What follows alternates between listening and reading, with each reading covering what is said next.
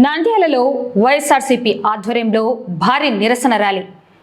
మంత్రి నారా లోకేష్ తక్షణమే రాజీనామా చేయాలని డిమాండ్. ప్రభుత్వ ఉద్యోగ నియామకాలన్నిటిలో మెరిట్ జాబితాను పారదర్శకంగా బయట పెట్టాలని, డిఎస్సి 2025 ఉపాధ్యాయ నియామకాల్లో మెరిట్ లిస్టు ఎందుకు ప్రకటించలేదో విద్యాశాఖ మంత్రి నారా లోకేష్ సమాధానం చెప్పాలని నంద్యాల మాజీ ఎమ్మెల్యే శిల్పా రవిచంద్ర కిషోర్ రెడ్డి సూటిగా ప్రశ్నించారు. వైఎస్ఆర్సీపీ అధినేత వైఎస్ జగన్మోహన్ రెడ్డి పిలుపు మేరకు డిఎస్సి అక్రమాలు, నిరుద్యోగులకు జరిగిన అన్యాయంపై శిల్పా రవిచంద్ర కిషోర్ రెడ్డి ఆధ్వర్యంలో నంద్యాలలో భారీ నిరసన ర్యాలీ నిర్వహించారు. వైఎస్ఆర్సీపీ శ్రేణులు, యువజన విభాగం నాయకులు, డిఎస్సి అభ్యర్థులు పెద్ద ఎత్తున పాల్గొన్న ఈ ర్యాలీ శిల్పా రవిచంద్ర కిషోర్ రెడ్డి నివాసం నుండి ప్రారంభమై శ్రీనివాస్ సెంటర్లోని డాక్టర్ వైఎస్ఆర్ విగ్రహం వరకు కొనసాగింది. అనంతరం వైఎస్ఆర్ విగ్రహానికి పూలమాలలు వేసి నివాళులు అర్పించారు. మాజీ ఎమ్మెల్యే శిల్పా రవిచంద్ర కిషోర్ రెడ్డి, మాజీ ఎంపీ పోచ బ్రహ్మానందరెడ్డి, రాష్ట్ర వైసీపీ సిఈసి మెంబర్, మాజీ మార్క్ఫెడ్ చైర్మన్ పిపి నాగిరెడ్డి, రాష్ట్ర వైసీపీ కౌన్సిల్ సభ్యులు రామలింగారెడ్డి, సాయినాథ్ రెడ్డి, దేశం సుధాకర్ రెడ్డి, వైసీపీ నేతలు పాల్గొన్నారు. ఈ సందర్భంగా మాజీ ఎమ్మెల్యే శిల్పా రవిచంద్ర కిషోర్ రెడ్డి మాట్లాడుతూ, కూటమి ప్రభుత్వం అధికారంలోకి వచ్చాక యువతను, నిరుద్యోగులను దారుణంగా మోసం చేసిందని మండిపడ్డారు. డిఎస్సి నియామకాలను నిజాయితీగా చేపట్టి ఉంటే మెరిట్ లిస్టు విడుదల చేయడానికి ప్రభుత్వానికి ఉన్న అభ్యంతరం ఏంటని నిలదీశారు. మా సవాల్ను స్వీకరించి మంత్రి నారా లోకేష్ తక్షణమే మెరిట్ లిస్టును బహిర్గతం చేయాలి. స్పోర్ట్స్ కోటాలో ఏ ప్రాతిపదికన, ఏ మెరిట్ ప్రకారం ఉద్యోగాలు కేటాయించారో స్పష్టం చేయాలని డిమాండ్ చేశారు. కష్టపడి ఉద్యోగాలు సాధించిన ప్రతిభావంతులైన అభ్యర్థులను తాము తప్పుపట్టడం లేదని, వారికి శుభాకాంక్షలు తెలుపుతున్నామని, కానీ పారదర్శకత లేకపోవడం వల్లే నిజమైన అభ్యర్థులకు అన్యాయం జరిగిందని పేర్కొన్నారు. డిఎస్సి అక్రమాలకు బాధ్యత వహిస్తూ మంత్రి నారా లోకేష్ రాజీనామా చేయాలని డిమాండ్ చేశారు. రైతులను నట్టేట ముంచిన ప్రభుత్వం ఒకవైపు నిరుద్యోగుల భవిష్యత్తుతో ఆడుకుంటూ, మరోవైపు రైతులను కూడా కూటమి ప్రభుత్వం నట్టేట ముంచిందని శిల్పా రవిచంద్ర కిషోర్ రెడ్డి విమర్శించారు. శ్రీశైలం ప్రాజెక్టులో పుష్కలంగా నీరు ఉన్నప్పటికీ రైతుల అవసరాలకు విడుదల చేయకపోవడం దారుణమన్నారు. రాయలసీమ ప్రాజెక్టులకు నీటిని ఎప్పుడు విడుదల చేస్తారో ప్రభుత్వం స్పష్టం చేయాలన్నారు. రాయలసీమ లిఫ్ట్ ఇరిగేషన్ ప్రాజెక్టును కేవలం 10% మాత్రమే పూర్తి చేయాలని, దానిని అలాగే వదిలేశారని, తక్షణమే పూర్తి చేసి రాయలసీమ రైతాంగాన్ని ఆదుకోవాలని వారు డిమాండ్ చేశారు. కార్యక్రమంలో రాష్ట్ర వైసీపీ రైతు విభాగం సెక్రటరీ రత్నబాబు చౌదరి, రాష్ట్ర వైసీపీ మహిళా విభాగం సెక్రటరీ శశికళారెడ్డి, మాజీ మున్సిపల్ చైర్పర్సన్ మబ్బునిసా, రాష్ట్ర ST cell secretary Shankar Naik, ఎంపీపీలు శెట్టి ప్రభాకర్, ఆర్థర్ సైమన్, నంద్యాల జిల్లా ఉపాధ్యక్షుడు దాల్మిల్ అమీర్, నంద్యాల జిల్లా వైసీపీ ప్రధాన కార్యదర్శి సోమశేఖర్ రెడ్డి, జిల్లా వైసీపీ అధికార ప్రతినిధి అనిల్ అమృతరాజ్, జిల్లా వైసీపీ మేధావుల సంఘం అధ్యక్షుడు రసూల్ ఆజాద్, నంద్యాల జిల్లా వైసీపీ క్రిస్టియన్ మైనార్టీ అధ్యక్షుడు కారు రవికుమార్, జిల్లా వైసీపీ మున్సిపల్ వింగ్ అధ్యక్షుడు టైలర్ శివ, జిల్లా వైసీపీ సాంస్కృతిక విభాగం అధ్యక్షుడు టివి రమణ, నందిరైతు సమైక్య అధ్యక్షుడు రామసుబ్బారెడ్డి, వైసీపీ నాయకులు ప్రహ్లాదరెడ్డి, జిల్లా వైసీపీ లీగల్ సెల్ అధ్యక్షుడు రామసుబ్బయ్య, నంద్యాల మండలం వైసీపీ అధ్యక్షుడు బసవేశ్వరారెడ్డి, మాజీ మార్కెట్ యార్డ్ చైర్మన్లు పురుషోత్తం రెడ్డి, విజయశేఖర్ రెడ్డి, నంద్యాల అసెంబ్లీ యూత్ అధ్యక్షుడు Srinivasulu, Nandyal assembly ST cell అధ్యక్షుడు రామచంద్రుడు, నంద్యాల అసెంబ్లీ మహిళా అధ్యక్షురాలు Husenamma, Nandyal assembly Christian minority అధ్యక్షుడు మనోజ్ కుమార్ మరియు వైఎస్ఆర్సీపీ మాజీ కౌన్సిల్ సభ్యులు, మాజీ సర్పంచ్లు, ఎంపీటీసీలు, వైఎస్ఆర్సీపీ కార్యకర్తలు, అభిమానులు పాల్గొన్నారు. ఈరోజు మీరందరూ కూడా ర్యాలీలో పాల్గొనేందుకు, మన పిల్లల భవిష్యత్తుని కాపాడుకోవడం కోసం మీ వంతు పాత్ర పోషించినందుకు మీ అందరూ కూడా పేరు పేరున నా ధన్యవాదాలు తెలియజేసుకుంటున్నాం. మన అందరం కూడా చిన్నప్పటి నుంచి చూస్తున్నాం. స్కూల్లో ఒక పిల్లవాడు 9వ తరగతి నుంచి 10వ తరగతికి పోతున్నాడంటే 9వ తరగతి ఎగ్జామ్ రాయాలి, ఎగ్జామ్ రాసినాడంటే ఖచ్చితంగా అందరు కూడా రిపోర్ట్ కార్డు అనేది ఇస్తూ ఉంటారు. రిపోర్ట్ కార్డు ఇస్తారా లేదా అన్న? రిపోర్ట్ కార్డులు లేకుండా నువ్వు పాస్ అయినావా ఫెయిల్ అయినావా అని చెప్పేసి ఎవరైనా చెప్పగలుగుతారా? ఎగ్జామ్ రాసిన అబ్బాయికి రిపోర్ట్ కార్డులో ఎన్ని మార్కులు వచ్చినాయి, ఎందుకు ఫెయిల్ అయినాడు, ఎందుకు పాస్ అయినాడు అని స్కూల్ పిల్లలు కూడా తెలుసు. కానీ విచిత్రం ఏంటంటే ఈ యొక్క ప్రభుత్వంలో ఎగ్జామ్ పెడతారు కానీ రిపోర్ట్ కార్డు మాత్రం చూపించలేదు. వాళ్ళకి నచ్చిన వాళ్ళని నువ్వు పాస్ అయినావు, నువ్వు ఫెయిల్ అయినావు అని చెప్పేసి ఈ రోజు జరుగుతున్నటువంటి బిఎస్సి స్కామ్ ఏంటంటే ఇది భాగవతం. మనం ఎక్కడైతే ధర్నాలు చేస్తున్నామో, ల్యాండింగ్ చేస్తున్నామో, డిఎస్సిలో కొంతమంది పిల్లలు సెలెక్ట్ అయిన వాళ్ళందరినీ ఏదో తప్పు పెట్టినామన్నట్టుగా మాట్లాడుతున్నారు. మనం ఏదైతే మెరిట్ మీద సెలెక్ట్ అయినారో, ఏదైతే మార్కుల పరంగా సెలెక్ట్ అయినారో, ఏదైతే సెలెక్షన్ కార్డు అక్కడ డిస్ప్లే చేసినారో వాళ్ళ మీద ఎటువంటి అభ్యంతరం లేదు. మనం మాట్లాడేదల్లా స్పోర్ట్స్ కోటా కింద ఎవరైతే తెలుగుదేశం నాయకులందరూ కూడా సీట్లను నమ్ముకున్నారో, జాబులు నమ్ముకున్నారో దాని గురించి మాత్రమే మన పార్టీ ప్రశ్నిస్తుంది. ఎక్కడైనా ఈ విచిత్రం చేశారా? ఆట కూడా తెలియని వాళ్ళు కూడా ఈ రోజు ఉద్యోగాలు సంపాదించుకున్నారు. కానీ స్టేట్ లో ఫస్ట్ మెడల్ వచ్చింది, గోల్డ్ మెడల్ వచ్చిన అబ్బాయికి మాత్రం ఉద్యోగం రాదు జరుగుతుంది. అదేందయ్యా అని చెప్పేసి అడిగితే నా ఇష్టం అని చెప్పేసి ఈరోజు మాట్లాడే పరిస్థితి. లోకేష్ గారు చెప్తూ ఉంటారు, సవాల్ విసురుతున్న వైఎస్ఆర్సీపీకి రండి, మీరు ఎక్కడైనా సరే దీని మీద డిబేట్ చేస్తానని చెప్పేసి టీవీలో కనపడుతుంటది. దానికి ప్రతిస్పందనగా వైఎస్ఆర్సీపీ వాళ్ళు కూడా సవాల్ చేసినారు. ఎస్ లోకేష్ గారు చెప్పండి, టైమ్, డేట్, ప్లేస్ చెప్తే వైఎస్ఆర్సీపీ పార్టీ అక్కడికి వచ్చేసి మేము మాకున్న డౌట్లన్నీ కూడా ఎక్స్ప్రెస్ చేస్తామని చెప్పి చెప్పడం జరిగింది. కానీ ఎక్కడైనా ఏటింగ్ అయినా మనం ప్రతి సవాళ్ళని ఎక్కడైనా చూపించినారా? ఎంతసేపు ఉన్నా సరే నారా లోకేష్ సవాల్ చేశాడు, వైసీపీ వాళ్ళు ఏం మాట్లాడలేదు అనే విధంగా ఈ రోజు టీవీలో చూపించడం పొరపాటు అయిపోయింది. కానీ వైఎస్ఆర్సీపీ సవాల్ చేసింది. ఈ రోజు విద్యాశాఖ మంత్రిని ఈ సవాల్ని స్వీకరించమని చెప్పేసి ఎప్పటి నుంచో కూడా అడగడం జరుగుతుంది. కానీ విద్యాశాఖ మంత్రికి ధైర్యం లేదు. ఎందుకంటే వాళ్ళ తోడల్లులు, వాళ్ళ బ్రదర్ దగ్గర 36 మందికి సర్టిఫికేట్ ఇస్తే 36 మంది కూడా ఉద్యోగాలు వచ్చినటువంటి పరిస్థితి. అదే తెలుగుదేశం పార్టీకి సంబంధించినటువంటి ఎమ్మెల్యే ఒకరు 36 మందికి సర్టిఫికేట్ ఇస్తే 36 మంది కూడా ఈ రోజు ఉద్యోగాలు వచ్చినటువంటి పరిస్థితి. ఇది అవకతవకం కాదా అని చెప్పేసి అడుగుతా ఉన్నాం. నిజమైన ప్రతిభ ఉన్నటువంటి మెరిట్ ఉన్న స్టూడెంట్స్ కి అన్యాయం కాదా అని చెప్పేసి ఈరోజు మేము అడుగుతా ఉన్నాం. కానీ ఎక్కడ ఈ ప్రభుత్వంలో ప్రశ్నిస్తే కేసులు తప్పితే ఎక్కడ కూడా దాని గురించి మాట్లాడే పరిస్థితి లేదు. ఎవరైనా సరే ప్రశ్నిస్తే వాళ్ళ మీద తప్పుడు కేసులు పెట్టడం తప్పితే దానికి సమాధానం చెప్పే పరిస్థితి లేదు.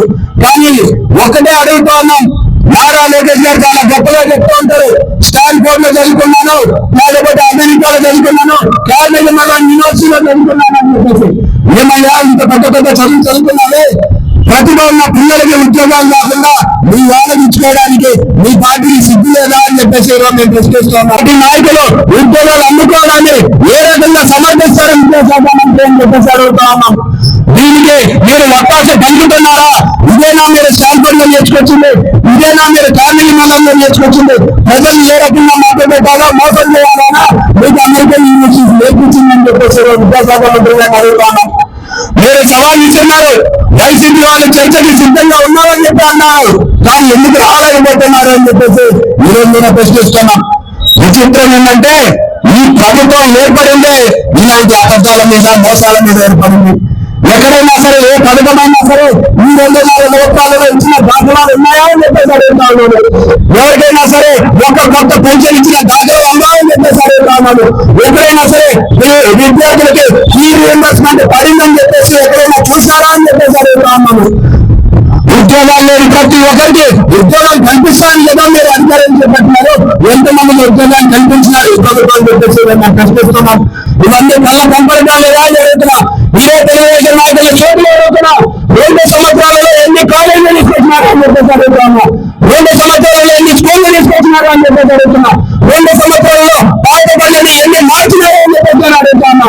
చెప్పే ధైర్యం తెలుగుదేశం నాయకులు ఉందా అని చెప్పేసి అడుగుతా ఉన్నాం. చెప్పలేని పరిస్థితి. మరి మన నంద్యాలలో చూస్తూ ఉన్నాం. ఎక్కడైనా అభివృద్ధి కనపడుతుందా మీకు? ఎక్కడైనా కనపడుతుందా? ఎంతసేపు ఉన్నా సరే పక్కన వాళ్ళ స్టోర్లు ఎలా లాక్కున్నాం, లేకపోతే పక్కన వాళ్ళ ఉద్యోగాలు ఎలా లాక్కున్నాం, మున్సిపాలిటీలో ఉద్యోగాలు ఎలా అమ్ముకున్నాం అని చెప్తే ఈనాటి వరకు 2.5 సంవత్సరాలు పూర్తయినా సరే ఇప్పటి దాకా ఒక్క కార్యక్రమం కూడా పూర్తి చేసినటువంటి పరిస్థితి లేదు. ఇంత దారుణంగా ఇంత దౌర్భాగ్యమైన ప్రభుత్వం ఎప్పుడైనా చూసారా అని చెప్పేసి ప్రజలందరూ కూడా అడుగుతా ఉన్నా. మరి ఇన్ని విద్యలు మన ప్రభుత్వంలో జరుగుతుంటే అభివృద్ధి మాత్రం పరుగులు చేస్తుంది అని చెప్పేసి చంద్రబాబు నాయుడు గారు చెప్పుకుంటారు. ఈ రోజు పొద్దున్న లేస్తే సోషల్ మీడియాలను కూడా పెంచుకుంటున్నారు. ఎప్పుడైనా సోషల్ మీడియాలని కలెక్టర్లు పిలిపించుకున్న పరిస్థితి చేశారా? ఈ మధ్య కాలంలో ఏం జరుగుతుందో తెలుసా? చంద్రబాబు నాయుడు గారు హెలికాప్టర్ వేసుకొస్తుంటే అవన్నీ వీడియోలు యువత బాగా షేర్ చేస్తున్నారని చెప్పేసి మా అందరినీ పిలిపించుకున్నారు. అయ్యా చంద్రబాబు నాయుడు గారు దిగే దగ్గర నుంచి మళ్ళీ హెలికాప్టర్ ఎక్కేంత వరకు అన్ని వీడియోలు మీరు పెట్టాలి. మీరు పెడితే మీకు గుళ్ళలో వీఐపీ దర్శనాలు ఇస్తాం, మీకు గుళ్ళకి పోవడానికి మంచి మంచి కార్లు ఇస్తామని చెప్పేసి యువతను పిలిపించుకుంటున్న పరిస్థితి ఎప్పుడైనా చూసారా అని చెప్పి అడుగుతున్నా. ఇక్కడ విలేకరులందరూ ఉన్నారు. ఎప్పుడైనా మీకు ఒక కాఫీ టీ అన్న పోసిన తెలుస్తుందా అని చెప్పేసి అడుగుతున్నా. పోయిన వాళ్ళు కూడా ఈ రోజు వచ్చేసి సోషల్ మీడియా వాళ్ళని పిలుచుకొని చంద్రబాబు నాయుడు కాలు కింద పెడితే షూట్ చేయాలి, చంద్రబాబు నాయుడు కాలు బాయిలు పెడితే షూట్ చేయాలి, నారా లోకేష్ గారు ఆటో ఎక్కితే షూట్ చేయాలి, పవన్ కళ్యాణ్ గారు కూడా చాలా చేశారు. ఈ మధ్య గుర్తురావడం చంద్రబాబు నాయుడు వంట కూడా చేసినారు. స్టవ్ ఆన్ చేసి కూడా వంట చేసినారు.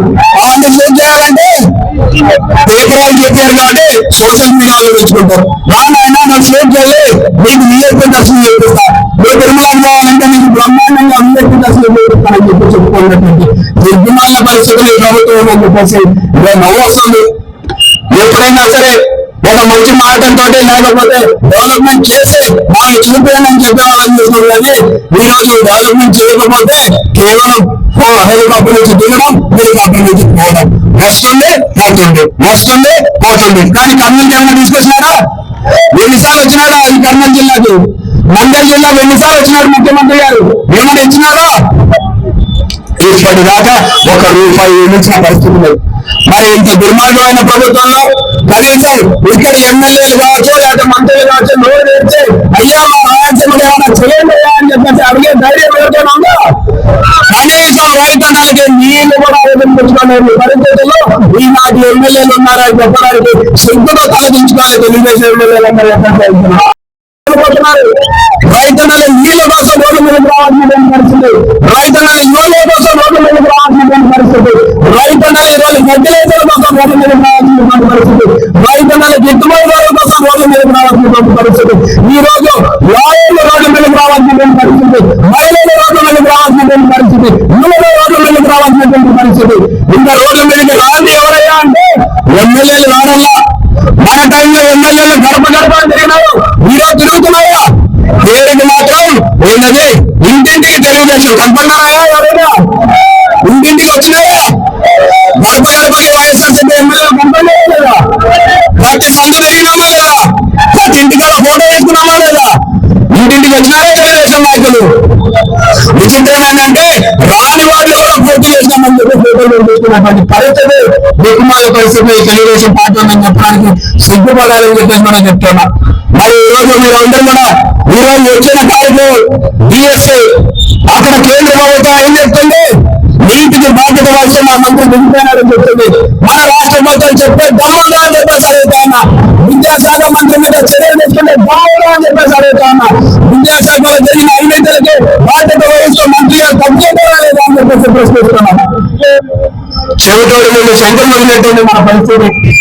అయితే ఒకటి మన పార్టీ నాయకులు అందరూ కూడా అనుకున్నది ఏంటంటే సరే పని మనకు జరిగితే జరిగింది, జరగకపోతే జరగలేదు, కానీ తెలుగుదేశం వాళ్ళు చేస్తుంటే ఇంకా బాగా చేస్తున్నా ఒక్క పని అంటే ఒక పని చేయించుకోలేకపోతున్నారు తెలుగుదేశం పార్టీ నాయకులు అని చెప్పేసి అడుగుతారు. ఇదే పార్టీ పరిస్థితి. మరి ఇంత దౌర్భాగ్యమైన పరిస్థితిలో నేను తెలుగుదేశం కార్యకర్తలు కూడా అడుగుతున్నా. మొన్ననే చెప్పినారు 40 మంది మా వాళ్ళని రోడ్ల మీద పడేసినారంటే ఏం చెప్పినారు?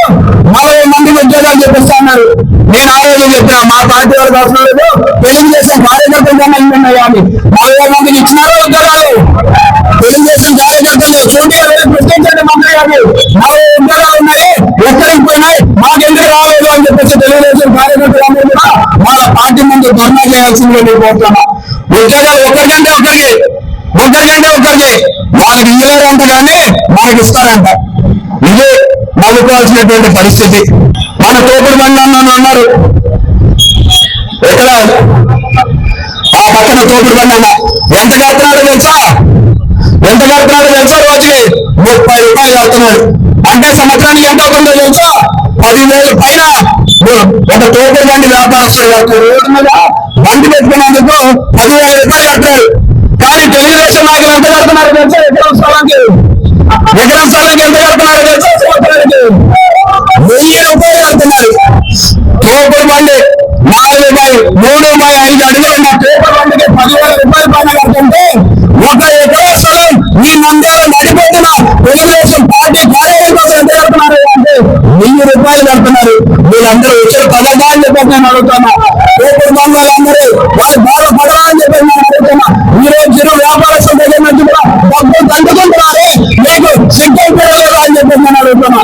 మా హయాంలో చిరు వ్యాపారస్తుల దగ్గర నుంచి డబ్బులు వసూలు చేయొద్దు, దేని వసూలు చేయొద్దు అని చెప్పేసి మేము తీర్మానం చేస్తే, ఈ రోజు కౌన్సిల్ తీర్మానం చేస్తే ఆ కౌన్సిల్ ని పక్కన పెట్టి ఈ రోజు వ్యాపారస్తులు అందరి దగ్గర నుంచి డబ్బులు వసూలు చేస్తున్నమాట వాస్తవా కాదా అని చెప్పేసి వ్యాపారస్తులు చెప్పుకుంటున్నాం. మరి ఇంత ధర్మామైన పరిపాలన ఒకటే చెప్తాను, 2 సంవత్సరాల నుంచి వాళ్ళు చెప్పినటువంటి వాగ్దానాలు ఒక్కటైనా నెరవేర్చినారా అని చెప్పేసి ఒక్కసారి ఆలోచించమని చెప్పి కోరుతున్నా. ప్రజలను ఆలోచించుకోమని చెప్పి కోరుతున్నా. ఒకటే సూపర్ 6 హామీలు నిజంగానే అమలు చేసినారా లేదా అని చెప్పేసి మీ మనసులో మీకు తెలుసు. ఒకసారి ఆలోచించమని చెప్పి కోరుతున్నా. ఎంత దుర్మార్గం, ఎంత దౌర్భాగ్యమైన పరిస్థితి ప్రభుత్వం ఉందని చెప్పేసి మీకే అర్థమవుతుంది. కాబట్టి ప్రజలందరినీ కూడా అక్కడే అవగడుతున్నారు. మనం ప్రశ్నించడం మానేస్తే ఈ ప్రభుత్వం మనల్ని పట్టించుకోదు. మనం ప్రశ్నించడం ఆపేస్తే ఈ ప్రభుత్వం మనల్ని మర్చిపోతుంది.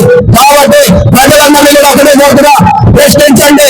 తప్పు చేసిన ఈ ప్రభుత్వాన్ని ఖచ్చితంగా ప్రశ్నించండి. నిజంగానే వాళ్ళు ఎప్పుడు చేస్తే కూడా చెప్పండి, మాకు ఉపయోగపడుతుంది. కానీ వాళ్ళు ఇచ్చినటువంటి వాగ్దానాన్ని నెరవేర్చేంత వరకు ప్రజలందరూ కూడా తెలుగుదేశం నాయకులను ప్రశ్నించమని చెప్పేసి కోరుతున్నా. ముఖ్యంగా యువత మనం ఢిల్లీ యువతని స్ఫూర్తిగా తీసుకోవాలి. ఢిల్లీకి ఎక్కడైతే ట్రైన్ లో మన బస్సులో లేకపోతే ఫ్లైట్ తీసుకొని ఢిల్లీకి వెళ్ళి యువతంతా మీ సత్తా చాటారు, ఈ ప్రభుత్వం తప్పు చేస్తే మీరు 2 మీదకి వచ్చి మీ సత్తా చాటాలని చెప్పేసి కూడా మీరు విజ్ఞప్తి చేస్తున్నాం. ఎందుకంటే మనం అడుగులో పోతే అమ్మాయినా అన్నట్టు అంటుంటారు. ఈ ప్రభుత్వం అయితే అన్నం కాదు కూడా, దానికి నీళ్లు కూడా పోయింది. కాబట్టి ఖచ్చితంగా మనం అందరం కూడా ప్రశ్నిద్దాం.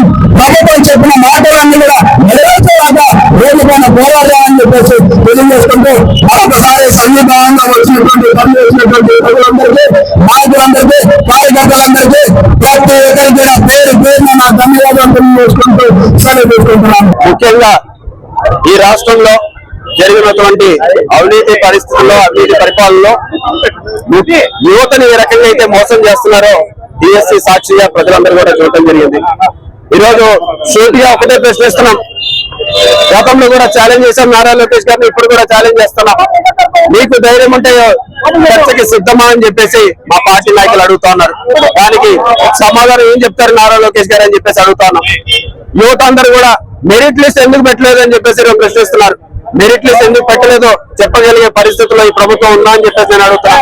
మంత్రి గారు ఉన్నారా అని చెప్పేసి నేను అడుగుతా ఉన్నా.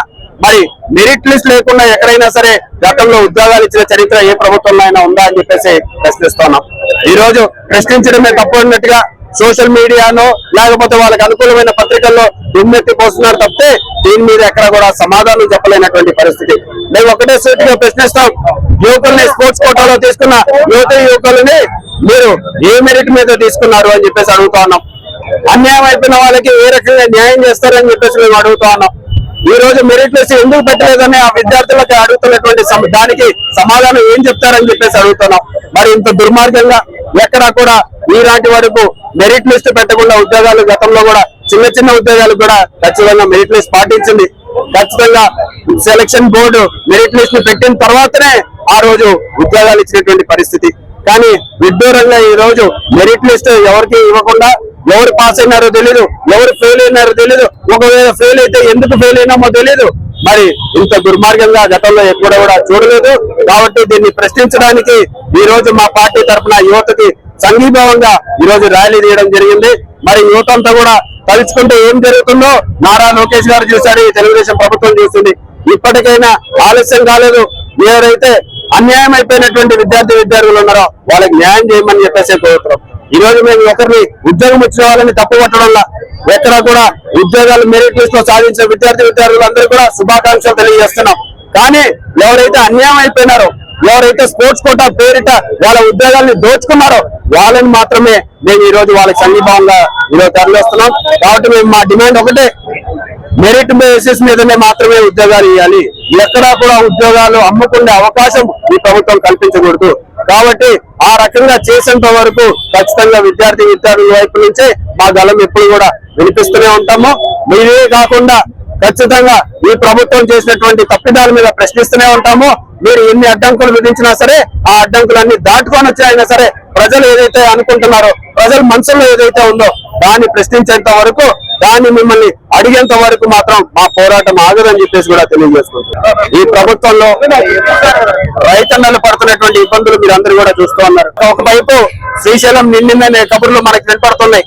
కానీ నీళ్ళు ఎప్పుడు వదులుతారో ఈ ప్రభుత్వం ఇప్పటిదాకా చెప్పలేదు. మేము రైతన్నల వైపు నుంచి డిమాండ్ చేస్తున్నాం, నీళ్లు ఉన్నా సరే ఎందుకు ఈ రోజు విడుదల చేయడం లేదు, దానికి సమాధానం చెప్పాల్సిన బాధ్యత ఈ ప్రభుత్వానికి లేదా అని చెప్పేసి మేము అడుగుతున్నాం. ఎప్పుడు నీళ్లు విడుదల చేస్తారు, ఎప్పుడు మా రైతన్నలకి ఆ శుభవార్త చెప్తారు అని చెప్పేసి ఈరోజు మేము డిమాండ్ చేస్తున్నాం. ఒకవైపు తెలంగాణ వాళ్ళు నీళ్లు 800 అడుగుల నుంచే వాళ్ళు పవర్ జనరేషన్ కోసం వాళ్ళు కింద నుంచి తరలించుకొని వెళ్ళేటువంటి పరిస్థితి ఉంటే మనం ఎందుకు ఆ రకంగా రాయలసీమ ఎత్తిపోతల పథకం మీద అన్యాయం చేస్తున్నాం? ఈనాటి వరకు రాయలసీమ ఎత్తిపోతల పథకం ఇలా 10% పూర్తవుతే మనం కూడా 800 అడుగులకే పవర్ జనరేషన్ మనం నీళ్లు తోడుకునేటువంటి అవకాశం ఉంది. ఎందుకు దాన్ని మీరు పక్కన పెడతా ఉన్నారని చెప్పేసి అడుగుతున్నాం. ఒకటే సమాధానం చెప్పాలి. కలెక్టర్లు అందరూ కూడా బాధ్యత వహిస్తూ సమాధానం రైతన్నలకి ఎప్పుడు చెప్తున్నారు, నీళ్లు ఎప్పుడు వస్తాయి, మా పంటలకి నీళ్లు ఎప్పుడు వదులుతారని చెప్పేసి వాళ్ళు అడుగుతున్నారు. వాళ్ళ వైపు నుంచి వైఎస్ఆర్సీపీ వైపు నుంచి మేము ప్రశ్నిస్తున్నామని చెప్పేసి కూడా తెలియజేస్తాం.